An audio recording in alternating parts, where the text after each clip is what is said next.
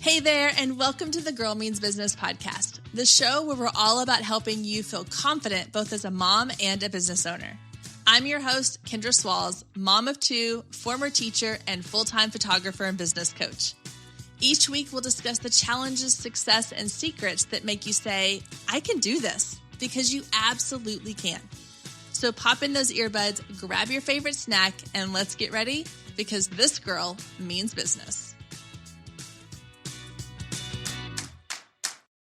Hey there, and welcome back to the Girl Means Business podcast. This week, we have an expert guest interview episode with Sarah Noel Block. Sarah is a writer, an editor, and a content marketing strategist. So if you listened to a couple of episodes ago, the episode on content ideas, I talked about how a couple of episodes coming up are going to be sort of content focused. And the reason why is because in the world we live in now, the digital marketing age, content is so important. Your content is how you get noticed. It's how you build community. It is how your audience connects with you and you educate them. So creating content and understanding how content plays into your business is a really important aspect of marketing. And if you are taking shots every time I say content, you're probably already wasted by now. I apologize. So I want to introduce you to our guest, Sarah Noel Block. She is incredibly knowledgeable when it comes to content. She primarily focuses on B2B marketing with her company, Tiny Marketing. However, the strategies that she teaches her B2B clients can be applied to small businesses everywhere. So I think you're really going to enjoy this conversation and learn a lot. So let's dive into my conversation with our expert, Sarah Noel Block. Sarah, welcome to the Girl Means Business podcast. Thank you so much for being here. Thanks for having me. Well, I'm excited to chat with you today. We're going to be talking all about content and the types of content and content marketing, all the things. But before we get into that, can you tell us a little bit about your background, your story, kind of what you do and who you are? Yeah, I'll give you the cliff notes of my origin story as if I was a superhero.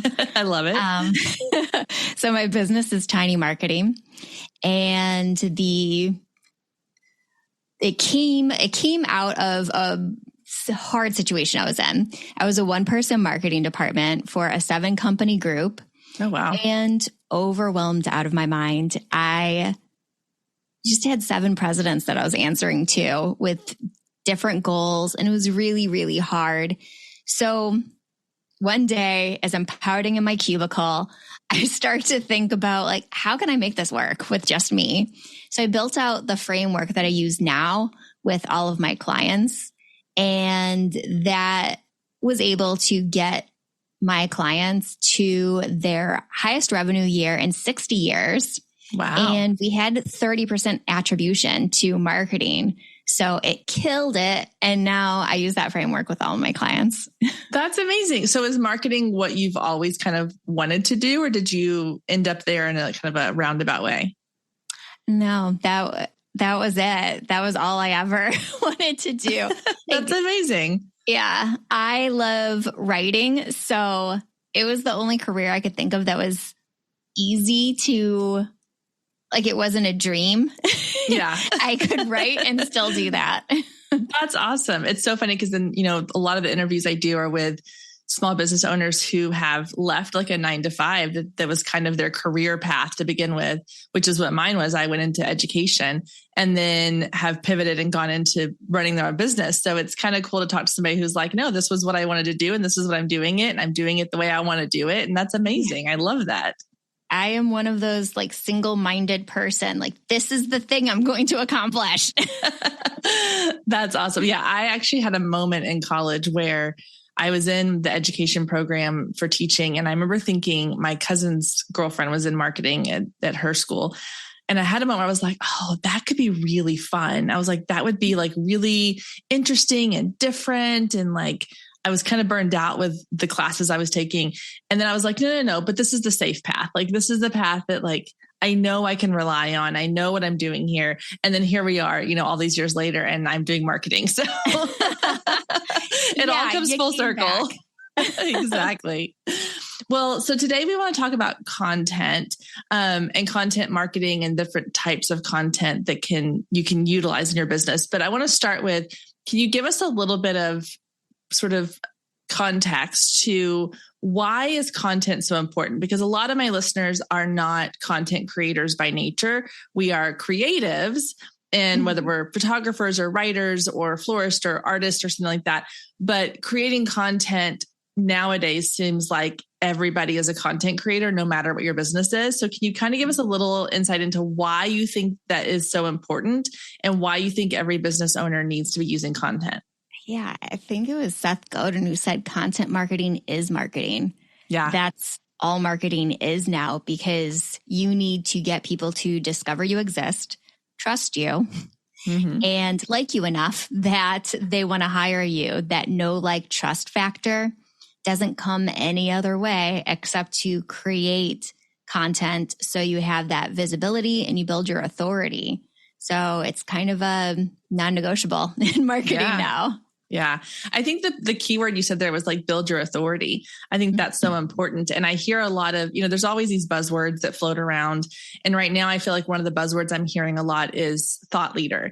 Like you need to set yourself up as a thought leader in your industry. And content is one way that you do that, obviously, because you're putting out your ideas, your thoughts, your, whatever industry or niche that you're in. So let's break down, like when you say content, I think a lot of people immediately go to social media. But what types? But are there other, like, what are the types of content that you kind of see as being the leader in content right now? Yeah, the leader is video right now across all channels. And I think that it has a lot to do with AI and people missing like an authentic relationship with people. Yeah. When you're seeing a video of them, you're like, that's the actual person. I'm communicating directly with this person, interacting with them. And it's a way that they can, like, you gain your visibility. They know you exist, and they start to see your personality because you want to attract the right people and repel the wrong people. And that is a great way to do it. So video first is a great way to go. And then you can repurpose everything else to make it work. Yeah. So video, I know, can be really intimidating for people, especially people who so I'll just use photographers as an example. We are comfortable behind the camera, not so much in front of the camera all the time. So the idea of video, and I also think I want to clarify too, when you say video, are you saying, I mean, obviously it's all forms, it's long form, short form, Reels, TikToks, YouTube, all the things. Virtual events. Okay. So that's a good point, because I do think we've kind of, when someone hears video, they immediately think like TikTok, but there's so many different kinds. Yeah. Okay. So how would you help somebody, like if you had a client coming and going, okay, you need to be doing more video, but that's not necessarily something they've done or they are comfortable doing. What are some tips you have for like getting into creating video for someone who maybe hasn't done that yet? Yeah. So there's two directions you can go if you want to do video and absolutely hate being on video. You can get a lot of B-roll and just get video footage of things going on in your life and then set text and audio to that. And then you'll have your video without having to be the star of the show. It doesn't have to be a talking head. The other way to go is have someone interview you and then cut it down into your shorts, reels, YouTube videos, whatever you want. But when you're talking to someone like me and you are talking, there's a lot less pressure. You're not just talking to this like beeping light on a camera. You're talking to a human and you're going to be more yourself. So getting someone to interview you, then during editing, cut them out and you have your content right there.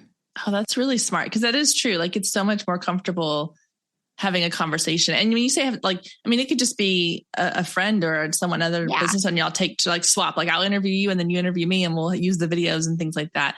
Right. The B-roll, exactly. Yeah. And it doesn't have to be complicated at all. And the B-roll thing, I think that just takes practice because a lot of times we just don't think about it. I've gotten better about like, if I'm in my office, like working, I'll set up my tripod and I'll put my phone on it and record a little bit of me, like editing photos or Yeah. podcasting or, doing things around the house or whatever. But I do think that takes some, like you have to make note to like, oh yeah, I need to be doing this. I know a lot of like, again, I work with a lot of photographers. And so they're always trying to get like the little camera mounts to record on their phone while they're taking sessions. I mean, that's B-roll. Yeah. That's easy stuff you can do.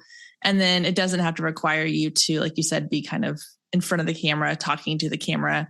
I think that's where people get really anxious for sure. Yeah. It takes the pressure off completely. It's just a camera sitting behind you as you work. Yeah. Big deal. Yeah. Yeah. And I think there's this idea too that in fact, the episode that just came out this week on the podcast at the time we're recording this is a lot about the idea of like worrying about what people think about the content you put out onto social media. I think video, especially, we all get very self-conscious about, okay, well, if I put this out and I don't sound perfect or I don't look perfect or it's not completely polished or it's not fully edited, like it's not going to be good enough. Like, yeah. So what do you say to that? Like the idea of it having to be, quote unquote, perfect. F that. Nobody wants perfect. I agree. Nobody wants it. The raw, the messy, the real, it's good. People are craving that right now. That's why TikTok is so popular, because people are like no makeup in bed, having these conversations. It feels real in a world that's increasingly feeling not so real. Yeah. It's funny you say that because this like last couple of nights my husband's been out of town. So I would lay in bed at night and scroll through, like, I don't really do TikTok, but I would do Instagram reels.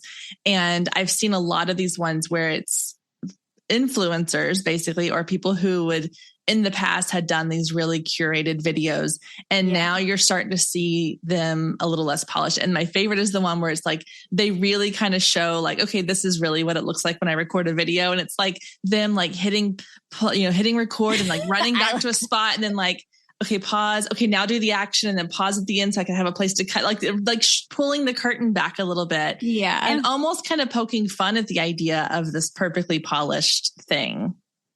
Yeah. People don't want it anymore. It's over. You don't have to be perfect. You don't have to spend a bunch of time editing.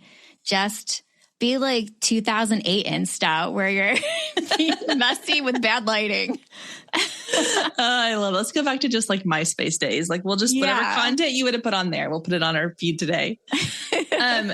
That's awesome. Okay. So I want to get into this idea of the 4 types of content. You mentioned before we were recording that for anyone who's feeling kind of overwhelmed with this idea, because especially if we're jumping right into like video, I know that can be like someone listening might be like, whoa, I'm just now starting my business, or I don't even know where to begin.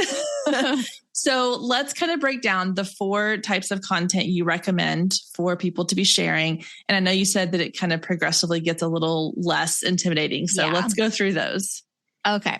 It's called 4 C's. That's what I've named it.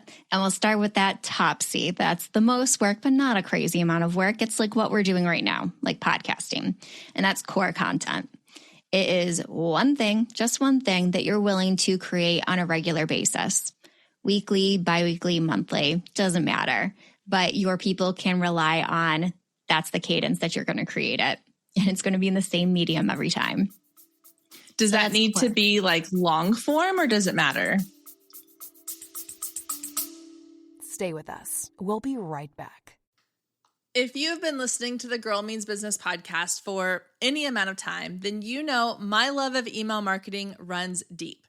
Not only is it a great way to generate new leads, but it's one of the most effective methods for nurturing warm leads and turning them into sales.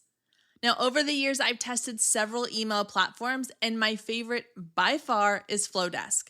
Not only do they make email marketing simple and easy, even for the technically challenged, but they have everything you need to create stunning emails, capture leads, make sales, and automate the entire process, giving you time back in your busy day. And the cherry on top is you're only charged one flat fee no matter how many subscribers you have. So while other platforms will increase your price when you go over your pricing tier limit, Flowdesk has no price increases or hidden fees. If you're ready to give Flowdesk a try, click the link below in the show notes to save 50% off your first year. Let Flowdesk help you design emails people will love. Click the link below and check it out. I have a feeling you're going to love it just as much as I do.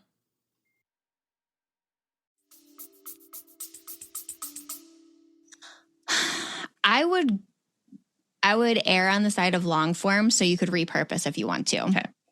So I would go with guides, like longer form video. And when I say longer form video, I mean like 5 minutes is fine. Yeah. On YouTube. Podcasts. So those are the things that would fall into core content.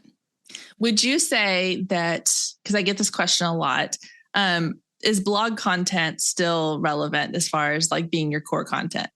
You honestly, I question it all the time, but the stats say yes. Okay. That it's still working. It's still driving tons of SEO. I have quite a few construction clients, and a lot of their leads come from the blogs. Oh, nice. Okay. So we're keeping it going. Yeah. It's interesting because I was doing a Google search and I can't remember like what it was for the other day. And I stumbled across a couple blog posts. I think I was trying to troubleshoot something. And I actually was more interested to click on the blog post than I was like the YouTube video, just because I was like, I want to just kind of be able to skim through and find the one piece of this that I need. And I want like to be able to not have to pause the video and be like, okay, wait, back up. What did you say? I want to be able to like read it, let it sink in, do the action. So I definitely, I agree. I think that there are people out there who, or even like people who like video, but occasionally will still want that blog content that's easier to consume, or they can consume without having to listen to something if they're in an environment where they can't. Yeah, I want to sit with this for a second because you hit on some important parts. One, everybody is a different kind of learner. We have like tactile people who like to manipulate to learn. We have readers, we have listeners, we have people who are visual, who want graphics or video. But there's the readers in there. And I'm one of them where I prefer reading my content. Mm-hmm. So I will read a blog over watch a video any day. Yeah. And then you also mentioned skimmable. So making sure your blog posts are super skimmable. You have great headlines, but most importantly, you have clickable table of contents in your long form blog. So people can just skip to the part that they want. Yeah, I hadn't thought of that, but like I use those anytime I come across a blog where it has like, here's the 5 things we're going to cover. And I'm like, well, I need step 4, and I can just click that. Makes everything so much easier. Boom, I'm there. Yeah. And I think that hits on something too, is like, we get so focused on, okay, well, this is what the experts tell me to do as far as content goes. Like I need to be doing X, Y, or Z, but we forget to look at our own user interface. Like how are we actually consuming content? Like the idea of the clickable table of contents, like I utilize that, but it doesn't occur to me all the time to think about like, well, I utilize it. Why wouldn't my audience utilize it too? Maybe I should incorporate that, being aware of those. Yeah. Just getting back to the basics of how do you consume content and then putting that into practice in your own business as well. Yeah. And ask your audience, what content do they like? Survey them, interview them. I do this for my clients, and we're often surprised. Like, oh, that's what you want? Well, that's good to know because I'm going to shift. Yeah. That's so smart too. Like, and again, we think that we have to have these huge audiences before we can ask them these questions, but throw a poll up on your Instagram stories or put it in Facebook groups that you're in that have your ideal audience and just kind of see what feedback you get and run with that. Exactly. That's really smart. Okay. So the first one's core content. Is there anything else on that before we move on? No, we can move on. Perfect. Next is campaign content. So let's say you have an offer and you need to promote that offer. So you sit down and you batch create all of the content that would go into it. Start mind mapping. What objections do I get on the sales calls for this type of offer? What questions are people going to have? What would trigger someone to buy this offer? And start creating your content from that mind mapping. And then you have all of the content that you need for like the entire quarter. And it's all dripping down to that offer that you're trying to promote. Oh, that's really smart. Okay. So I love mind mapping. So you're just saying like, sit down, kind of brain dump everything that you can imagine somebody might want to know or think or have questions about or would be curious about around your offer. What if you have multiple offers? So should you do this with each offer each quarter? Yeah. If you have multiple offers, I have seen it work best when you focus on one offer per quarter. Okay. So then it's like all in on that one. Yeah. Okay. I love that. And that also simplifies it because then you aren't trying to do 3 different offers or 4 different Yeah. offers. You can spread them out a little bit. And then just kind of maybe jumping ahead here, but let's say you have 4 offers just for ease of numbers. So you do 1 per quarter. Are you also repurposing that like quarter 1 content later in the year? Okay. Yeah. You can repurpose it. You could use an automation tool to just like make sure that that content is still getting pushed out to your feeds, whatever channels you're on. So keep going with that. But like your time is spent on that one offer. Perfect. Okay. So we've got core content, we have campaign content. And then what's the third one? The third one is collab content. So this is partnering with someone who has a mirror audience to yours and collaborating on content. So this could be considered a collab content because you will get in front of my audience. I'm getting in front of yours. But webinar swaps are another one. Interviewing people like Harrow or Help a B2B Writer Out. Those would be collab content. Guesting on someone else's podcast. Guest blogging in a publication. List swaps, where you write a message about someone else's offer and they write a message about your offer to their audience. So those would all fall in the collab content. Okay. So questions about the collab, because this is one of the things I have on my kind of goal list for the year is to do more collaborations. I think when people hear this idea, they're like, yes, I love this idea because it puts me in front of people's audiences and vice versa. But how do you go about finding and connecting with the people you want to collaborate with? So I'll tell you how I did it. I launched my business on collabs. Like that's how I built my audience, was collabs. I first reached out to product companies that had the same audience as mine. Okay.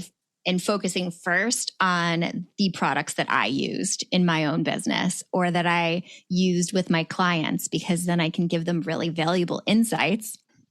And they already know that my audience is going to care because I'm having my clients use their product. So that's one way I started.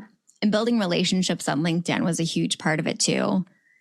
Having some sort of platform that you can use to highlight people, give someone an offer and an incentive to connect with you, like having a podcast is really nice, or having an email list where that's an incentive. Like, I want to get in front of your email list. So those are a couple ways to start.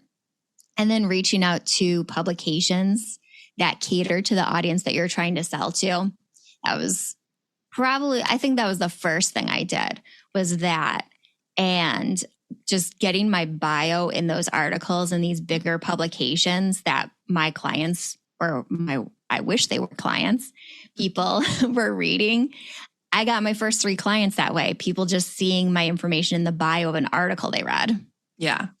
I think that's a really key thing when you think about that too, because it may not be instant gratification. Like we think about, okay, let's say Instagram, I'm going to collaborate with this other Instagram account who has my similar audience or ideal audience. And we're going to collaborate on this post or this reel or this whatever. And I'm immediately going to see new people following me, new people engaging. And that's ideal. It doesn't always happen that way, but that's ideal. But when you think about these other collabs, like you were talking about the publications or the list swapping and things like that, that's a little bit more of like a long game because you aren't going to necessarily see instant results on that. Am I right? Yeah. The content might not be published right away. It takes some time. Like, I'll give you an example of how I use that today. Let's say I have an offer and I'm running a virtual event to get people into the funnel for my offer. I will reach out to all my collab partners and set up some sort of swap or a webinar for their audience or community to get people into my virtual event. So that's another way you could get a little bit more instant gratification, is have it connected to something where you're generating those leads in a contained space. Like this event is happening on this day. So there's no choice around it. Yeah. No, and I think that's really smart. And I know for me, some of the things that have been really successful when it comes to that, and I guess I wasn't necessarily categorizing them as collaborative content, but it was things like podcast episodes or someone who has a blog that maybe I guest post on, or like there's some local publications that I've gotten to like be part of. And those I still see people coming to me from those. Like I'll get people all the time who will send me a message or they'll send me a DM on Instagram and they're like, oh yeah, I heard about you because you were on so-and-so's podcast that I listened to. And then I started listening to your podcast and then I followed you on Instagram.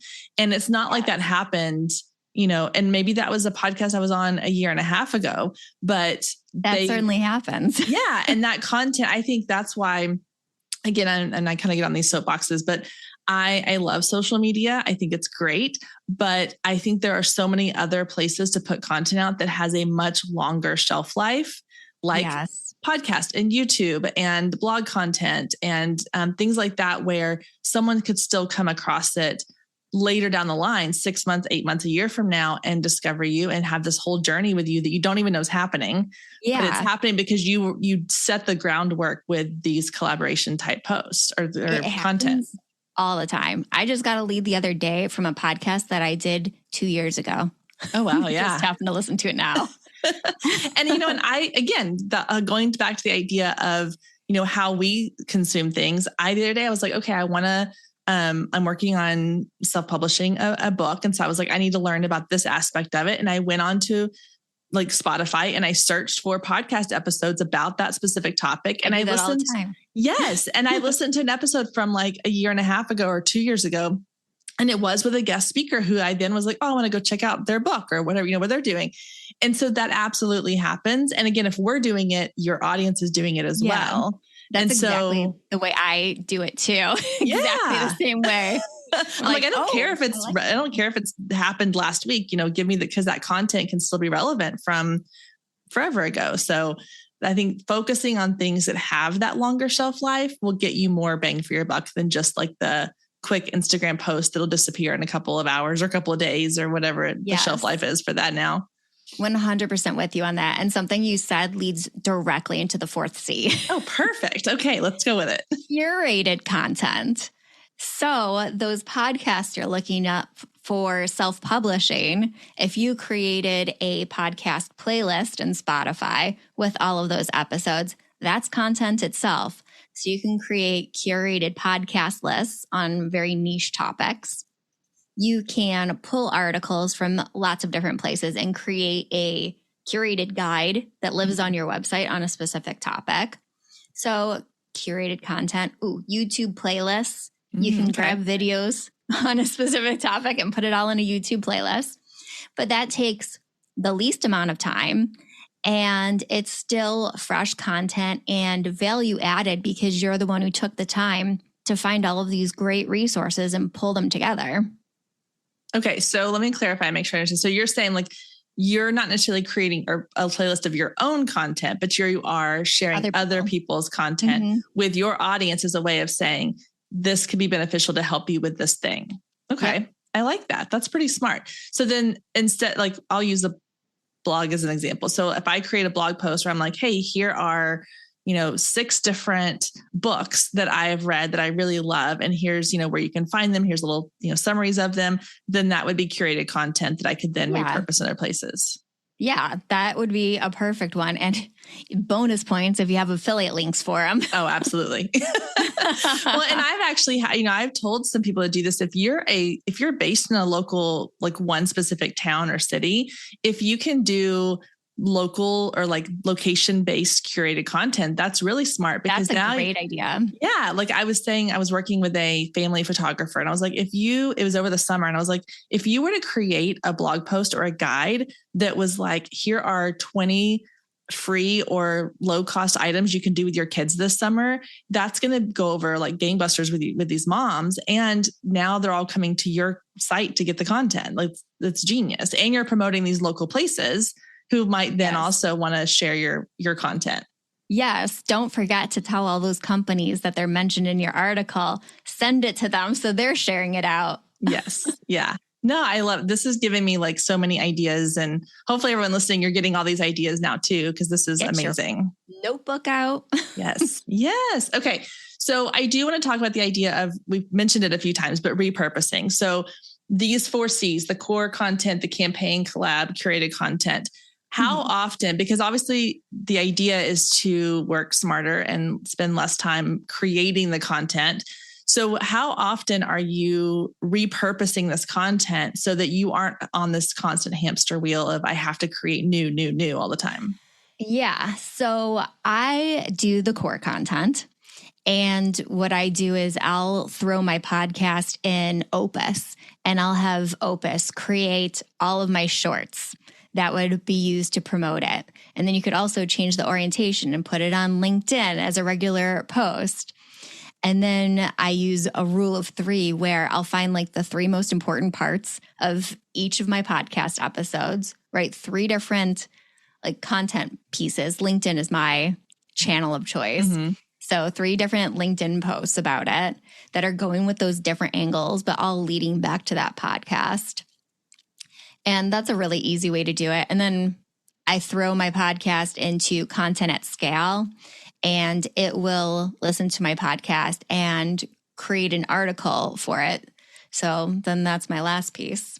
Okay. So that also is really smart. The fact that you are utilizing tools to help you do this. So, because I think that as someone who is like, I'm a one-man show, I don't have a team of people taking my content and repurposing it for me, that there are platforms, there are programs out there that will kind of work as your team for you to help you do these things. Okay. Mention them again. You said, what was the first one? Opus? Yes. So I use Opus to cut into shorts. Okay. And it uses AI. So it just finds all the hooks for you, and you have your brand guide already in there, and it designs everything for you. Everything's done for you in a click. I hadn't even heard of that one. I'm gonna have to check that one out. And then what was the second one you mentioned that does your like LinkedIn?